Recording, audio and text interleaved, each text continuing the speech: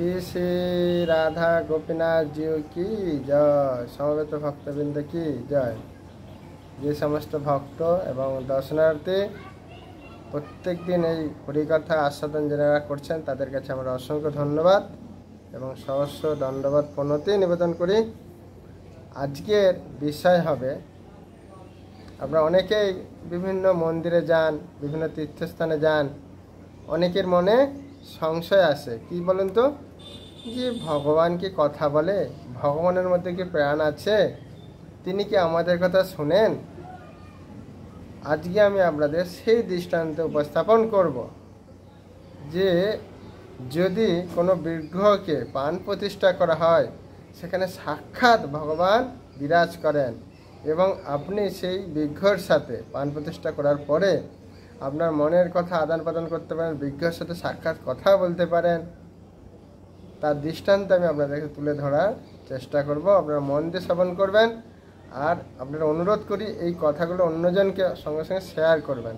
কারণ এই জগতের মানুষ অনেকে মন্দিরে যান, বিভিন্ন তীর্থস্থানে মন্দিরে যান, কিন্তু তাদের ভগবানের প্রতি বিশ্বাস থাকে না, জাস্ট ঘুরলো, দর্শন করতে ঘুরলো, কিন্তু সেখানে যে সাক্ষাৎ ভগবান বিরাজ করেন সেই বিশ্বাস হয় না। যখন তারা এই লীলাটা শুনবে, এটা সত্য ঘটনা, এটা কোনো নয় যে গল্প। এটা হয়েছিল কোথায়? রাজস্থানে জয়পুরে। আপনারা জানেন তিন বৃক্ষ খুব ওখানে প্রসিদ্ধ, মদনমোহন, গোবিন্দদেব আর গোপীনাথ, মনে থাকবে।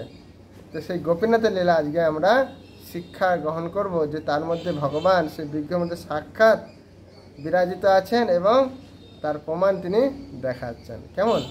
নময়ং বিষ্ণু পাদায় কৃষ্ণ পেষ্টায় ভূতলে শ্রীমতে জয় পতাকা স্বামিনীতি নামিনে নম আচার্য পাদায় নিতায় কৃপা প্রদায়নে গৌর কথা ধামোদয় নগর গ্রাম তারিণে। অবশ্যই আপনারা এটা সবাইকে বলবেন, শেয়ার করবেন, কি হবে তাদের ভক্তিটা আরও দৃঢ় হবে। কেমন? তো জয়পুরে আপনারা জানেন গোপীনাথ, মদনমোহন আর গোবিন্দদেব খুব প্রসিদ্ধ, মানে খুব একদম কি বলবো, সাক্ষাৎ ভগবান যেন সেখানে বিরাজ করছেন।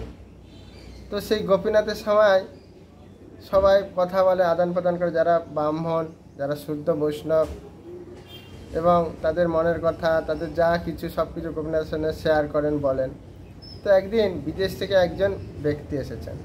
তিনি যখন শুনছেন, আরে এই তো পাথরের মূর্তি, এ আবার কথা বলে, এ আবার মানুষের কথা শোনে নাকি, এরা সব এগুলো কি বলবো, মানে ছল ছাতুরি করছে, এরকম তার মনে বিশ্বাস হতো। কিন্তু অনেক বলছে, না না সাহেবজি শুনুন, এই গোপীনাথজি না সাক্ষাৎ স্বয়ং ভগবান এর মধ্যে বিরাজ করছেন, আপনি এর সাথে কথা বলতে পারেন, এর আদান প্রদান করতে পারেন, এনার সাথে যা আপনার ইচ্ছা আপনি করতে পারেন। তেনারা বিশ্বাস হচ্ছে না। তিনি তখন বলছে, আমি পরীক্ষা করতে চাই। যে কি পরীক্ষা করবেন? বলছে, আমি বিদেশ থেকে একটা ঘড়ি এনেছি, এই ঘড়িটা যদি কারোর মধ্যে হৃৎপিণ্ড কি বলে চালিত থাকে, প্রাণ থাকে, সেই শরীরে যদি প্রাণ থাকে তাহলে এই ঘড়িটা আমার ঠিকমতো চলবে, আর যদি এই শরীরে প্রাণ না থাকে কি হবে? ঘড়িটা বন্ধ হয়ে যাবে। বুঝতে পেরেছেন? তো বিদেশি সেই ব্যক্তি বললেন, সেজন্য আমি কি করব, এই গোপীনাথকে আমার এই ঘড়িটা পরাবো। যদি এই গোপীনাথের হৃদয়ে প্রাণ থাকে, যদি সাক্ষাৎ ভগবান হয়, তাহলে নিশ্চয়ই প্রাণ থাকবে, আর প্রাণ থাকা মানে তাহলে আমার ঘড়িটা চলবে। তখন তিনি তো বিশ্বাস করে না, নাস্তিক লোক কী হয়। তখন কি করেছেন, তিনি তেনার সেই ঘড়িটা যখন গোপীনাথকে পরিয়েছেন, দেখছে আরে সত্যি তো যেরকম ঘড়ি চলে সেরকম চলছে। তখন তার বিশ্বাস হলো, হ্যাঁ, আমি ভেবেছিলাম শুধু মূর্তি, এ কোনো কথা বলে না, এর মধ্যে কোনো প্রাণ নেই, এখন দেখছি না এর মধ্যে প্রাণ আছে, এটা আমার ঘড়ি চলছে। আর ঘড়িটা এরকমই ছিল যে যার হৃদয়ে প্রাণ থাকবে সে তখনই ঘড়িটা চলবে।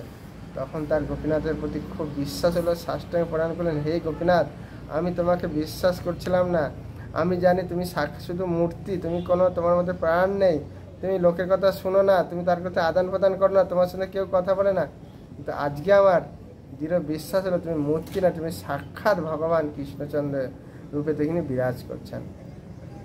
তো আপনারা যদি জয়পুরে যান, এখনও লক্ষ্য করবেন সেই গোপীনাথের হাতে সেই ঘড়ি এখনও আছে।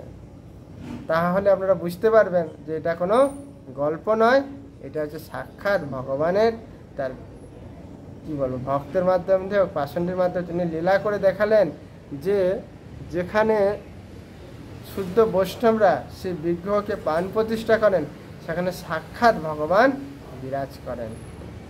তা আপনারা যেখানেই যাবেন দেখবেন যে বিগ্রহ প্রাণ প্রতিষ্ঠা করা হয়েছে, আপনারা হাত জোর করে আপনাদের মনের যা ইচ্ছা আদান প্রদান করবেন, বিশেষ করে কৃষ্ণ কেন্দ্রিক কৃষ্ণ ভাবনা করবেন, জড়জাতি করবেন না দয়া করে। দেখবেন ভগবানের সাথে আপনি কথা বলবেন, ভগবানের সাথে আদান প্রদান করবেন, আর ভগবান আপনার মনের কথা অবশ্যই শুনবেন। কখনো আপনারা ভাববেন না এটা মূর্তি কাঠ বা মাটি।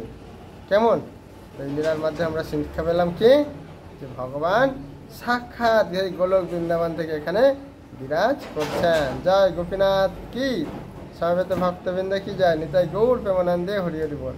কি বলেছিলাম মনে আছে? এটা সবাইকে বলবেন, কেন এই জগতের মানুষ ভাবলে ভগবান নেই, আমরাই ভগবান, আমরা যা করবো তাই। যখন তারা এই লীলাটা শুনবেন না, না ভগবান আছেন, ভগবান সাক্ষাৎ বিরাজ করছেন, সেটা আমাদের দৃঢ় বিশ্বাস করতে হবে।